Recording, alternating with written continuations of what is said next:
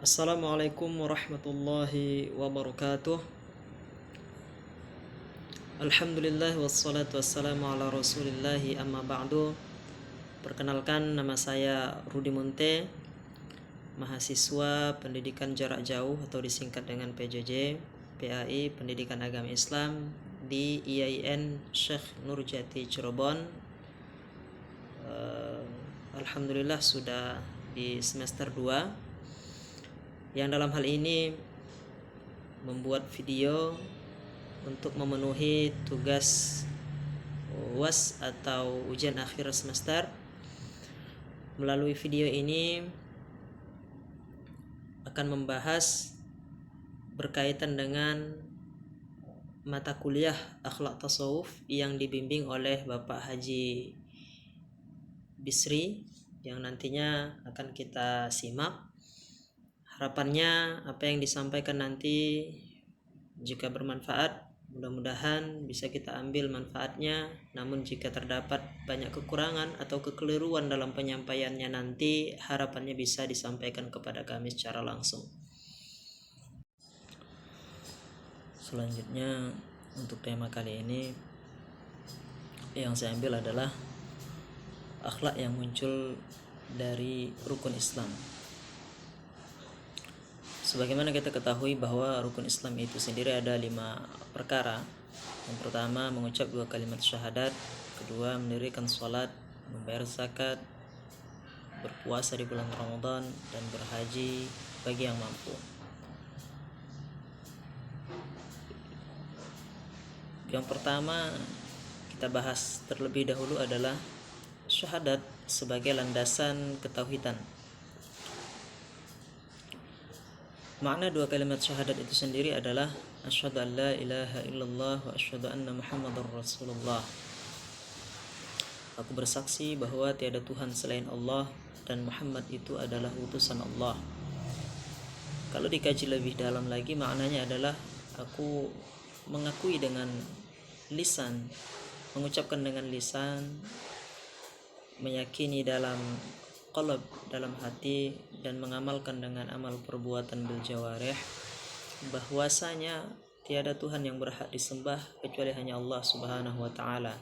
Juga bahwasanya baginda Rasulullah sallallahu alaihi wasallam, yakni Muhammad bin Abdullah bin Hashim bin Abdi Manaf al-Qursyiyah sallallahu alaihi wasallam adalah utusan Allah kepada sekalian alam.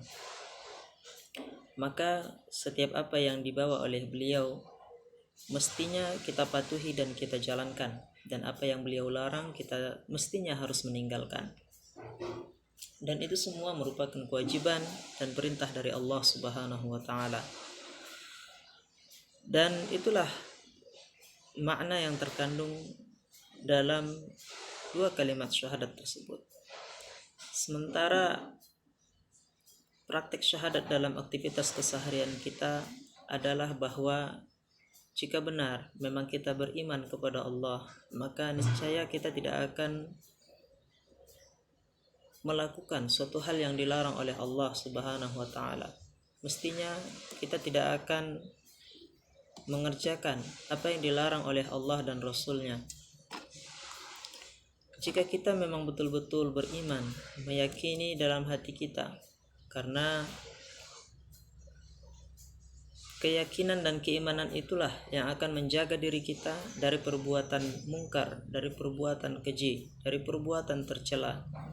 Maka mudah-mudahan dengan betul-betul kita memaknai dalam kehidupan sehari-hari, dalam menjalankan aktivitas kita sehari-hari, makna syahadat ini dapat kita amalkan dengan baik, dengan betul-betul kita menjalankan keimanan itu dalam aktivitas keseharian kita, dalam arti kata meningkatkan amal ibadah kita melalui apa yang Allah perintahkan dan menjauhi apa yang dilarang oleh Allah Subhanahu wa taala, yang kesemuanya itu sudah disampaikan oleh baginda Rasulullah sallallahu alaihi wasallam. Selanjutnya yang kita bahas adalah terkait akhlak yang muncul dari sholat yang khusyuk. Makna khusyuk itu sendiri adalah di kalangan awam artinya berfokus kepada pelaksanaan sholat, mulai dari takbiratul ihram serta niatnya hingga salam. Dan bahkan di dalam hukum menjadi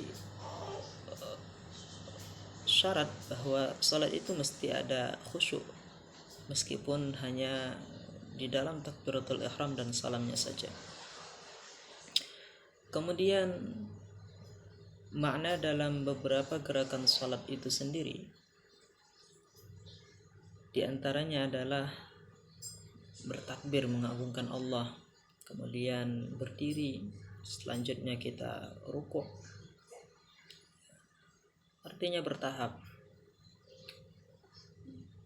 Begitu kita menjadi orang yang menundukkan diri kepada Allah Subhanahu wa taala. Melalui ruku kita tundukkan. Kemudian dengan bertingkatnya ketundukan kita kepada Allah, maka kita rendahkan kepala kita hingga mencapai lantai untuk betul-betul menundukkan bahwa kita ini adalah hambanya Allah Subhanahu wa ta'ala, menghambakan diri supaya tidak ada kesombongan dalam diri kita. Kemudian menerapkan makna salat dalam akhlak sehari-hari itu adalah bahwa kita sejatinya setiap orang yang patuh akan perintah Allah, maka dalam hal-hal yang lain dia juga akan patuh untuk meninggalkan apa yang dilarang oleh Allah Subhanahu wa taala. Sebagai contoh sederhana, ketika dalam gerakan tahiyat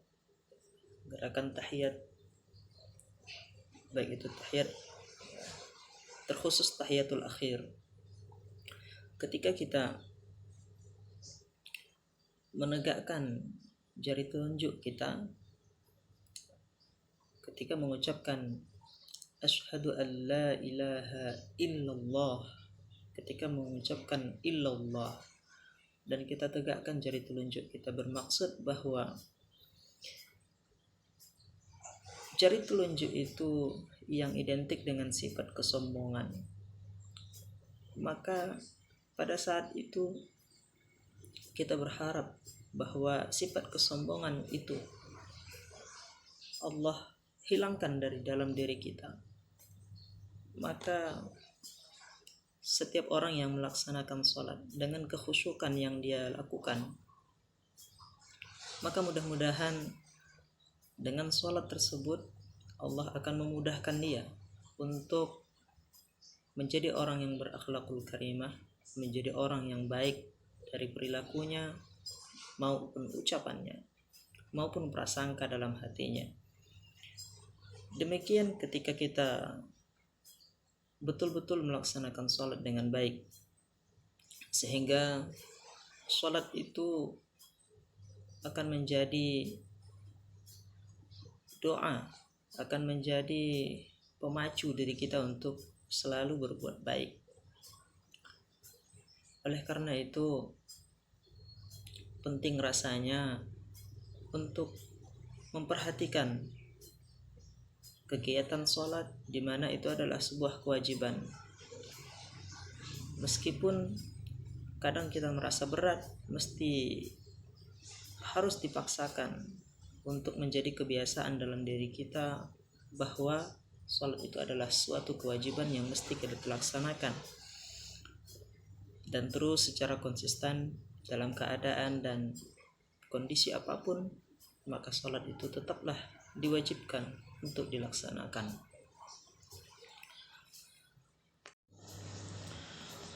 Selanjutnya, materi terkait yang kita bahas adalah akhlak yang muncul dari zakat sebagai pembersihan dan penghilang sifat bakhil. Makna zakat secara bahasa dan istilah itu sendiri adalah, secara bahasa maknanya membersihkan diri atau mensucikan diri.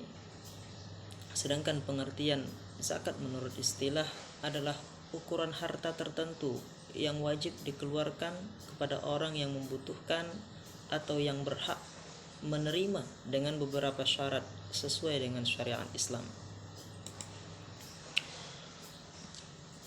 Selanjutnya, manfaat zakat itu sebenarnya adalah sebagai solusi untuk menumpas kesulitan atau kemiskinan kaum muslimin.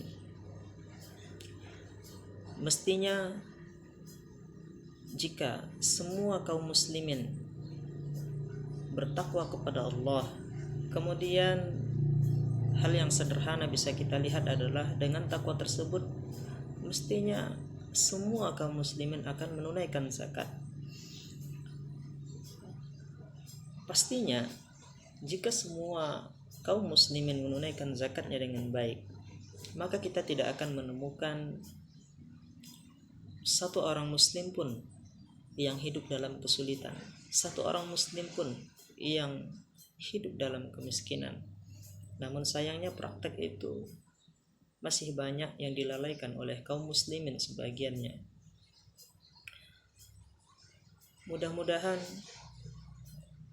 kedepannya kita selaku umat muslim dapat melaksanakan itu dengan sepenuh hati, dapat melaksanakan itu dengan baik. Dan zakat itu sebenarnya akan menumpas sifat bakhil dan tamak dalam diri kita. Kita yang memiliki harta, Allah anugerahkan harta, Allah amanahkan, Allah titipkan harta kepada kita.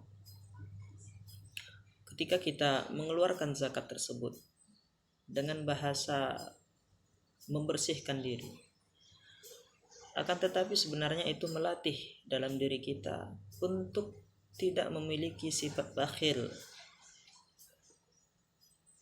Sifat bakhil ini adalah pelit. Kemudian juga melatih diri kita supaya tidak menanamkan sifat tamak atau rakus.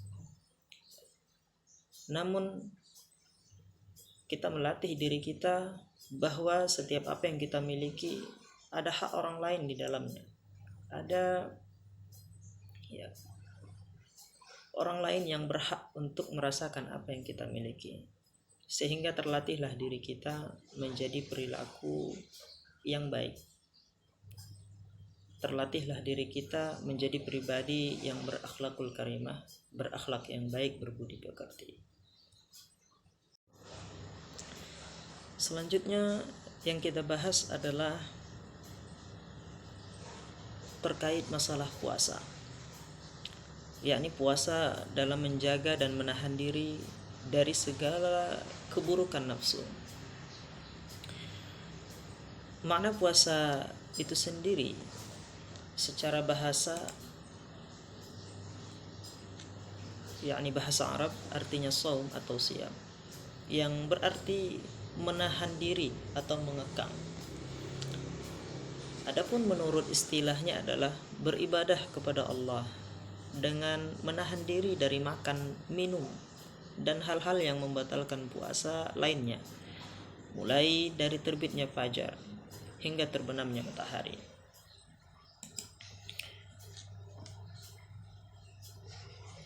Sementara manfaat puasa itu sangat banyak. Di antaranya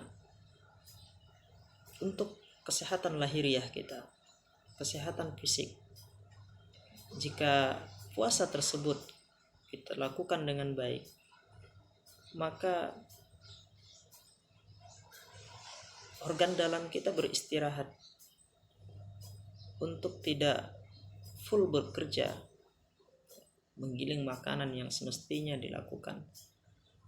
Maka dalam hal ini organ dalam kita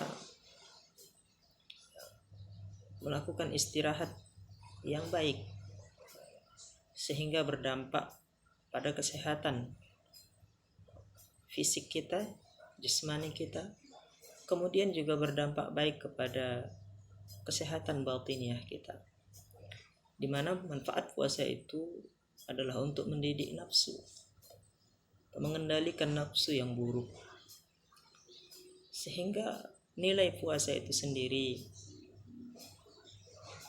kita yang membatasinya dengan patuhnya kita dengan perintah Allah, maka sebenarnya itu untuk melatih, diantaranya untuk melatih kejujuran. Kita berpuasa menahan diri dari hal-hal yang membatalkan, mulai dari terbitnya fajar hingga terbenamnya matahari. Dan ibadah puasa itu sendiri pada umumnya tidak ada orang yang tahu. Boleh saja seseorang tersebut berpura-pura berpuasa, tidak makan di hadapan orang lain, namun di belakang orang lain dia membatalkan puasanya. Namun kenapa itu tidak dilakukan oleh kaum muslimin? Karena itulah bentuk kepatuhan kaum muslimin, karena ada rukun dan syarat dan hal-hal yang membatalkan harus dihindari. Dan itu semua dilakukan dengan tulus dan ikhlas. Maka mereka patuh dari apa yang membatalkan dan dari apa yang menjadi rukun dan syarat itu dipenuhi. Sehingga terbentuklah diri kita ini akan terhindar dari segala keburukan nafsu, terhindar dari hal-hal yang membatalkan itu sendiri. Karena kita nanti yang akan merasa bahwa ketika kita membatalkan puasa, maka yang pertama kita merasa diri kita ini rugi, tidak mendapatkan ridho atau pahala dari Allah Subhanahu wa taala, karena kita berbohong kepada diri kita sendiri.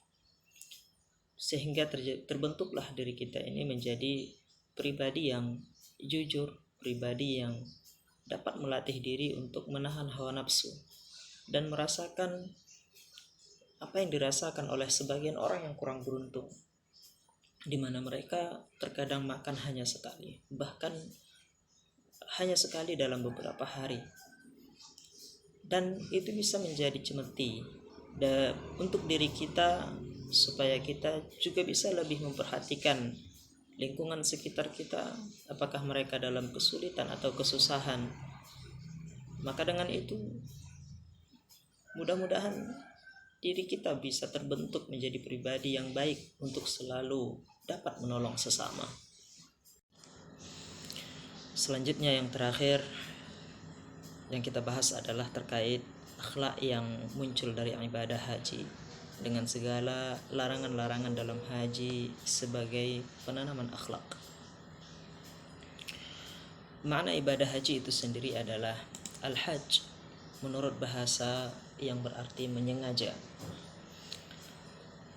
Karena itu menurut istilah syariat Islam, ia berarti menyengaja mengunjungi Ka'bah di Makkahul Mukarramah untuk melakukan beberapa rangkaian amal ibadah menurut rukun dan syarat-syarat yang telah ditentukan oleh syariat.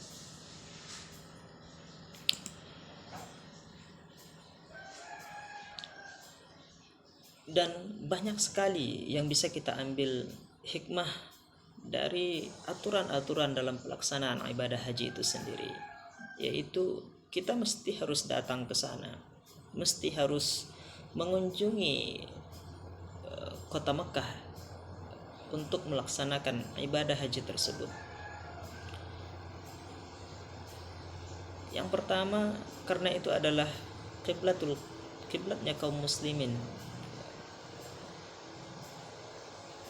dan sebelumnya dikarenakan itu adalah perintah oleh Allah Subhanahu wa taala.